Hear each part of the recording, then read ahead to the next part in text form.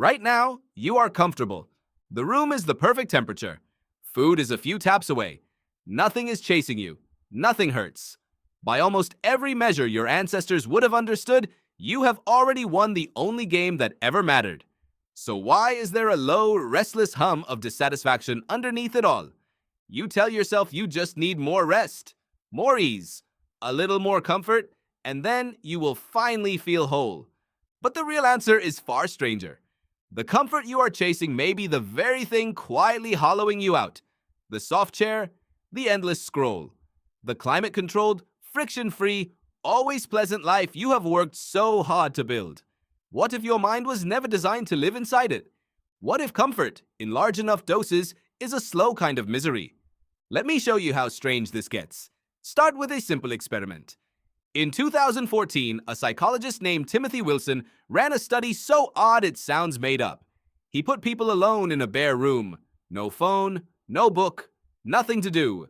He asked them to sit quietly with their own thoughts for 15 minutes. That was the entire task. But there was one more thing in that room. A small device that delivered a mild electric shock. A real one, the kind people had said beforehand they would pay money never to feel again. And then he left them alone. What happened next unsettled a lot of people. Many of his subjects, given nothing but their own minds and a button that caused pain, chose the pain. One man shocked himself 190 times in 15 minutes. Given the choice between mild discomfort and a quiet, empty, comfortable nothing, a startling number of people could not bear to sit still in the nothing. Sit with that for a moment. The empty comfort was the harder thing to endure. Here is the first idea you need. Comfort and contentment are not the same thing. You have been taught your entire life to treat them as one.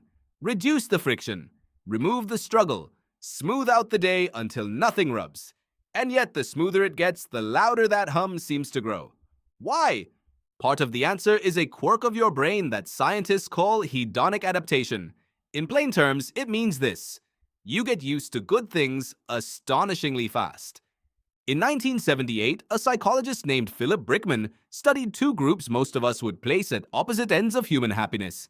People who had recently won large lottery jackpots, and people who had recently been paralyzed in accidents. You can guess the story you would expect. The winners float through life, the others are crushed forever. But that is not what Brickman found. Within a surprisingly short time, the lottery winners were not much happier than anyone else. The everyday pleasures that used to delight them now felt flat and gray.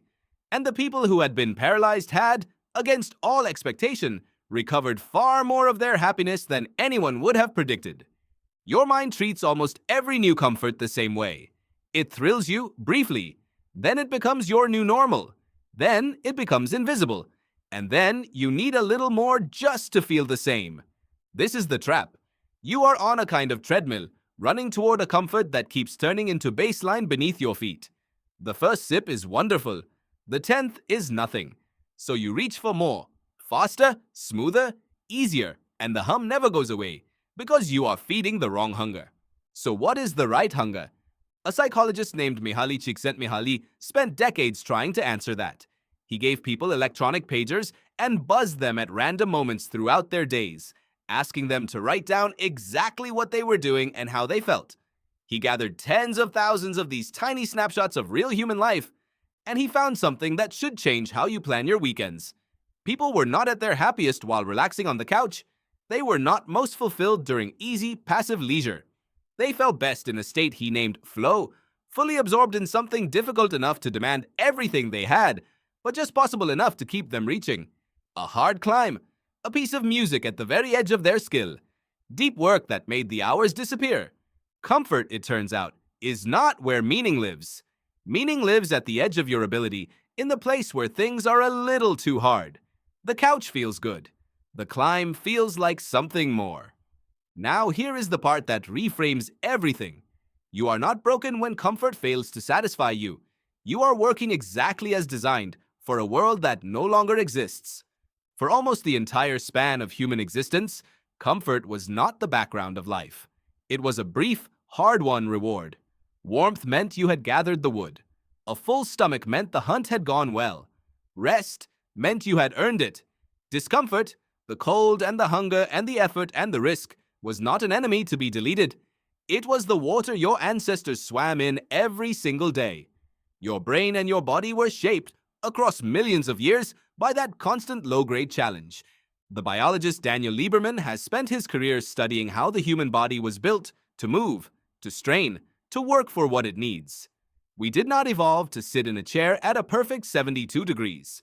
We evolved to be slightly cold, slightly hungry, slightly tired, and then to overcome it. There is even a word biologists use for this: hormesis. It means that small, manageable doses of stress do not harm you. They make you stronger. A muscle tears a little under load and grows back tougher. A body that meets some cold learns to handle it. A mind that meets some difficulty becomes more resilient on the far side of it. Take all of that away, every last bit of it, and something essential begins to soften and weaken.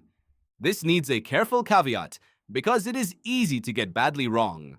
The neuroscientist Robert Sapolsky has spent decades showing that not all stress is good for you. Chronic stress, the relentless, grinding, inescapable kind, corrodes the body and the mind. The kind of stress that helps you is different. It is acute. It is chosen. It is followed by real recovery. The cold plunge you step out of. The hard workout you finish.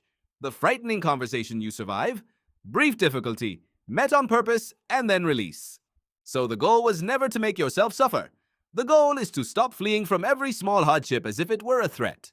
Because in eliminating discomfort so completely, you may have quietly eliminated the very thing that once made you feel alive.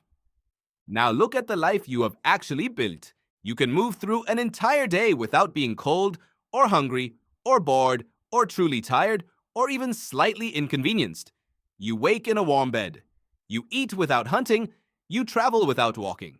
And the instant a single empty second appears, a line, an elevator, a red light, a glowing rectangle leaps into your hand to fill it, so that you never have to sit, the way Timothy Wilson's subjects could not, alone with your own mind. You have engineered discomfort almost entirely out of your life. And by the strangest measure, you are more anxious, more restless, and more quietly dissatisfied than people who have far less than you do. When was the last time you were truly, deliberately uncomfortable? When did you last do something hard for no reason other than that it was hard? This is the secret your comfort has been keeping from you. A life with no friction is not a life with no pain. It is a life with no growth, no edge, no flow, no earned rest. A flat gray plain where that low hum of dissatisfaction becomes the only weather. Your ancestors would have traded almost anything for your warmth and your safety and your full stomach. But they had something you now have to search for. They had a reason to feel they had earned the day. You do not need to suffer.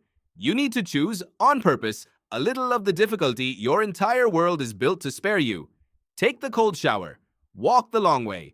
Carry the heavy thing. Sit with the boredom instead of reaching for the screen. Pick the hard task, the frightening one, the one you would rather avoid, and then notice how the hum goes quiet on the other side of it. Right now, you are comfortable. And that is exactly why a part of you feels so restless. Comfort was never the destination your mind was built to reach. It was only ever meant to be the reward at the end of something hard. A fire after the cold, a meal after the hunt, rest after a day that asked everything of you. So tonight, when the room is warm and the food is easy and nothing at all is required of you, remember the strangest truth about being human. You were not built to escape discomfort. You were built to walk straight through it, and the comfort only ever meant anything because of what it cost you to arrive.